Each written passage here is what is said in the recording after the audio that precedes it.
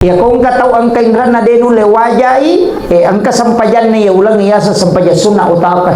Tasuroy mas sampajan mo kulang ulas sawal to mi bawang.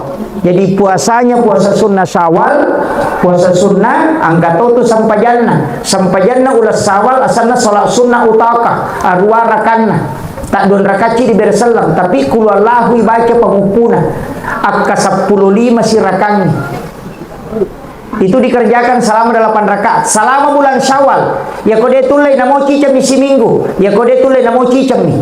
Tapi ia sampajangi kota Jamai apa padilana. Nomor sidi kongkain rata insyaallah. Itu akan terlunasi. Yang kedua, ia kongkala satta detis sanyaga Pak Burana ini juga. Kemudian yang ketiga, ya kongka tahu denis sama bicara. Suruh amalkan ini. Kemudian yang keempat, ini sholat sunnah utaka, ya kong katau melolos sompa, tasuri jamai anak pajoka, insya Allah berhasil kok asaparan.